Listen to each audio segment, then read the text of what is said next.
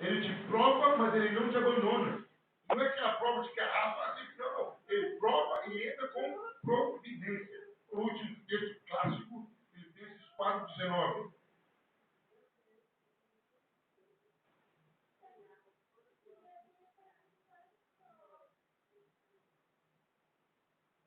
Deus vai deixar faltar alguma coisa? Não. Porque você tem que entender o seguinte: a mãe e o filho, você dá para o seu filho o que ele pede ou o que ele precisa? De manhã cedo, 2 horas da manhã. Mãe, frita um hambúrguer com ovo, com bacon. Eu odeio isso, você é uma mãe consciente, eu meu filho. Até tem, mas não vou fazer isso. Tá, mas qual a sua intenção? Tá, mas qual a sua preocupação primordial? O que ele precisa? Vitamina, saúde. Se a gente já por conta do nosso filho, é fritura o tempo todo. Fritura, se for ver, coloca sorvete por cima. Lá em casa, quando tem uma bênção, se deixar, 8 horas da manhã, você quer tomar Coca-Cola? Não, isso não. 8 horas da manhã é bem complicado. Então, como Deus faz? Ele quer nos agradar? Ele faz o agrado dele. Mas qual é a prioridade de Deus? Suprir, nos dar o que nós mais precisamos. Quando você vai, querido, é interessante. Você fala, Senhor, quando alguém está buscando algum dom espiritual, pessoal, eu quero esse dom, Deus dá outro. Mas Senhor, eu quero esse. Não, tem esse. A minha obra precisa desse. Ah, Senhor, eu não quero. Não, você precisa disso. Até quer. Até você poderia ganhar, mas não vai estar o que você mais precisa. E aí por diante. Um exemplo clássico disso, apóstolo Paulo pedindo para que tirasse o espírito da carne. Qual foi a resposta de Deus? Minha graça basta. Você não precisa que eu tire o espírito da sua carne. Se eu tirar o espírito da sua carne, você vai ficar soberbo. Vai achar que você é o tal. Então deixa o espírito quietinho na sua carne. Eu te sustento com a minha graça. Amém? Aí agora vem uma coisa que nos agonia, mas agora tem resposta. A providência de Deus entra nos desmascaramento e castigo dos ímpios. Salmo 7, 12, 13. Salmo 11, versículo 6. Salmos 7, 12, 13. E Salmo 11, 6. E achou, pode ver.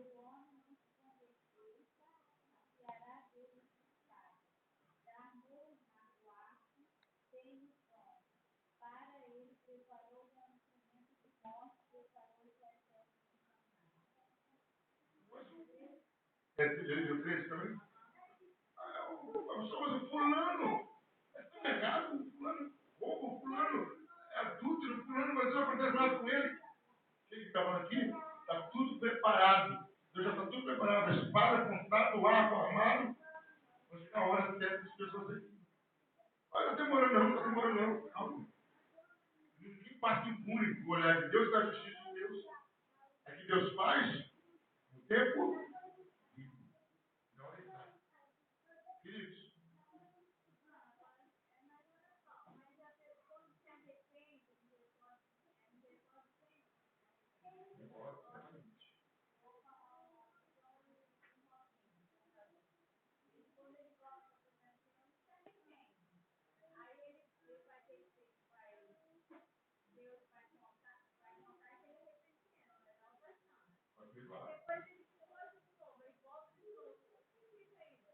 que acontece? Deus sabe a intensidade e a sinceridade da criada. Exatamente. Exatamente. Ele tem uma fraqueza. Uma coisa, eu falo muitas vezes com pessoas. Exatamente. Exatamente. Eu comentava com uma pessoa sobre o caso que eu estou tratando, vou estar tratando. Se você vê a pessoa, você tem que olhar para o contexto um pouquinho. Se fosse falta de pudor, falta de vergonha, Deus não iria abençoar. Se estivesse brincando com Deus, ou está querendo enganar Deus, Deus brincando. Naquela hora, ele pum, sai, repente, larga tudo, Deus chega, pum, o que tem que ser trabalhado nele? Alguma falha no interior, no caráter dele, que serve de brecha para entrar. Uma falha. Que até então ninguém parou, caiu o espírito aqui. Deixa eu analisar a sua vida. Deixa eu ver o que está acontecendo. É isso aqui.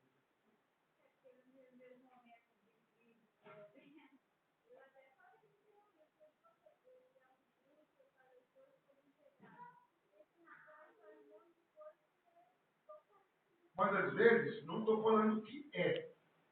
Eu não estou tentando buscar. Não. Também. Vou dar 3 motivos. Aí você joga pro alto e pega um. Não, vou te dar 3 motivos. Às vezes não sabe orar. No sentido de não saber falar, mas no sentido de direcionar o motivo. Por exemplo, Senhor, me dá tal coisa. Você fala, para quê? Você não fala para quem? Você fala, você não vai saber usar isso. Não pode dar, você não vai saber usar isso. É bem que isso. Senhor, eu quero muito dinheiro, eu quero comprar um terreno e voltar para a igreja. Pô, o motivo é bom, mas tu não vai ficar o coração dele quando ele der o terreno. Será que ele não vai ficar para você? Eu tenho. Pastor, não pode chamar atenção, porque eu tenho. Ninguém sabe. Eu sei. Segundo motivo, que às vezes tem alguma coisa que tem que ser consertada nele e ele ainda não conseguiu consertar. É uma coisa entre ele e Deus. Isso aí. Estou dando alternativas. Tem coisa que tem que consertar. Só ele e Deus sabe. Terceiro, que pode ser bem mais provável. Deus está estruturando para quando Deus colocar onde Deus quer, ele não se corrompa por motivo nenhum.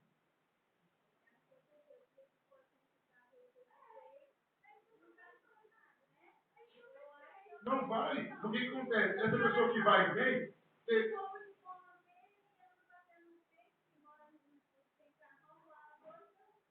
não, mas quem vai? É isso que a gente tem que ver. Se fosse isso, eu poderia estar em outro lugar muito maior. Porque, na verdade, a gente não consegue desfrutar, por nossas limitações, o auge da vontade de Deus. Deus pode dar todas as condições, mas a gente não desfruta. Quer ver um exemplo disso bíblico? Josué.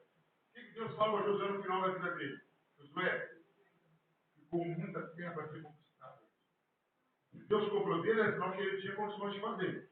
Não fez porque ele não se dedicou. Não sei qual motivo exato.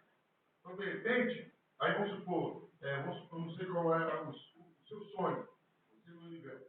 De repente, não, meu sonho é assistir uma casa no condomínio, seu carro. Não, um exemplo. Você com o seu carrão, ele com o carro dele, com uma lancha, beleza. De repente, o que Deus quer para você é muito maior. E você se viu limitado naquilo, por uma fraqueza. Então, eu acredito. Deus vai trabalhando e vai limitando a situação da pessoa. E a gente tem que entender também que às vezes Deus vai abençoar o João Vitor por causa da fidelidade da banda. Não, estou dando um exemplo. Tem pessoas que são abençoadas. Não saiba não. Às vezes Deus preserva alguém por causa da pessoa. Teve um caso que eu conheço, bem de perto. Morena, Maria das Graças. Do nada, apareceu um câncer na perna, a perna dela ficou 2 vezes mais grossa que a minha, e 3 dias a mãe morreu. Ela cantava na igreja, e é o marido dela, aquele marido assim que hoje está na igreja, amanhã não está, hoje está tomando ceia, amanhã está tomando cerveja. A pessoa, mas que absurdo, a Morena morreu, o Geraldo Davi, que absurdo. Diz, a mulher não morreu. A mulher dela toda desviou. Desviou porque ela morreu. Não. Talvez Deus preservou, hoje ela não vê o que aconteceu. Aí o que acontece? Hoje, uma filha dela voltou, mas voltou como? Engravidou antes, voltou aos frutos do barranco. O outro filho casou, a mulher traiu o filho com o marido da igreja, o pastor da igreja. Ela foi disciplinada, o pastor não. Até hoje lá, o cara tomou horror da igreja, o cara é amigo meu de infância. Quando eu vou lá com ela, João, não falo nem de igreja comigo. Nós somos amigos. 8 meses casados. O pastor não foi disciplinado, é a mesma coisa. Ele não tem nem saber disso. Então, quer dizer, às vezes Deus faz coisa para preservar a pessoa. E também, às vezes, eu sou abençoado pela fidelidade que meu pai teve, pela fidelidade que meu filho. E tem gente que eu vou te falar, as bênçãos que caem sobre mim, o que eu estou plantando hoje, depende, o senhor João Camargo vai morrer, fala, poxa, o senhor Camargo não teve um carro certo, não teve uma casa própria, o que adiantou? Aí a gente olha para as filhas, aí uma filha elétrica, diga isso. Aí só olharam o que o pastor Camargo não teve, mas não olharam as bênçãos que caíram sobre os filhos, sobre a viúva. Exatamente, mas eu vou no seguinte, às vezes que Deus programou.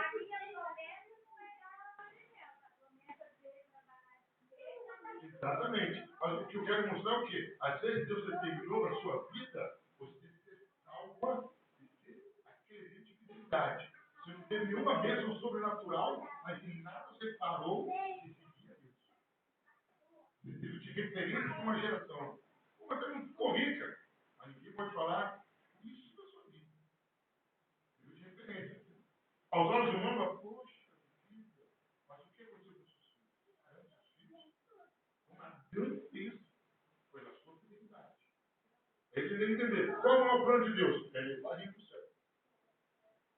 Aí, fala, o pastor Camargo não tem nada. O quê? Não, não teve nada, mas nunca eu fiz blasfemar de Deus. Você viu de referência.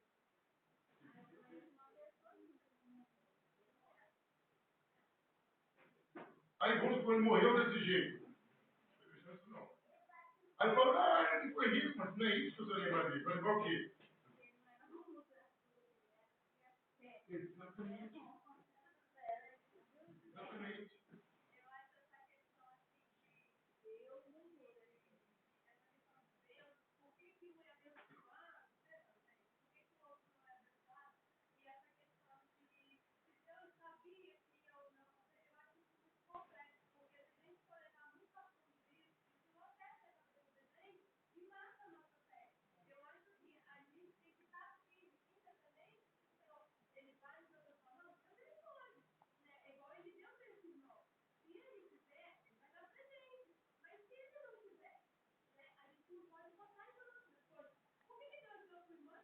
Não, não, nós devemos ter isso na cabeça, porque a gente entendeu o que consiste a minha fé.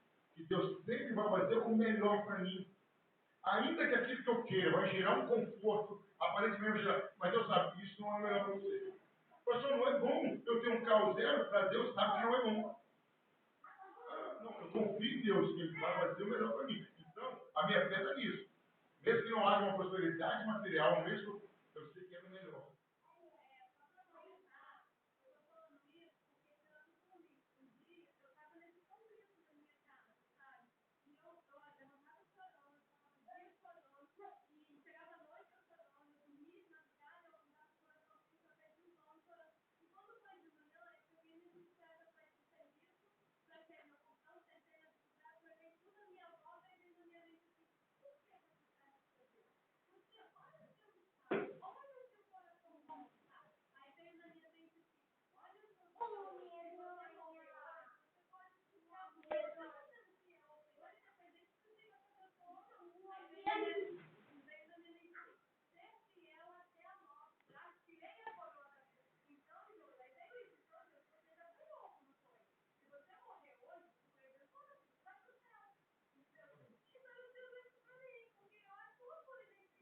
A gente vamos olhar para dentro da Bíblia.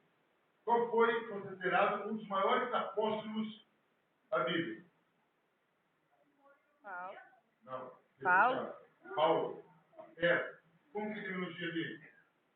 Acho que os últimos 20 anos preso. Sofrimento. É vantagem.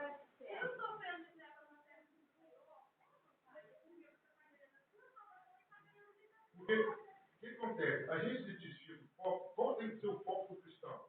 Cumprir a vontade de Deus. Qual é a vontade de Deus? É essa. Como não vou ser beneficiado, não. Quem quer cumprir a vontade de Deus?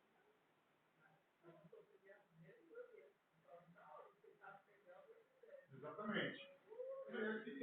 E olha para a vida conjugal. Tudo que você faz 100% te agrada numa vida conjugal? Você faz para agradar o outro. Assim que você Deus. Não me agrada. Isso não me agrada. Eu tenho que ir a pé numa casa e voltar. Mas é assim que é a sua vontade? É assim que eu vou fazer. Ontem foi uma visita. Lá em Maltreirona. Gente, o lugar que eu fui é longe. Mas Deus demonstrou que eu tinha que ir, que estava garoando forte. Se eu for até chegar lá, vou estar encharcado. É como se fosse como daqui no sertãozinho. O cara teve um problema sério.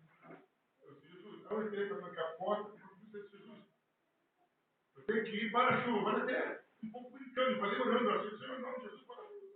Senhor, em nome de Jesus, para a chuva. Comecei a andar, quando eu olhei para o céu, tinha estrelas. Jesus, esperei.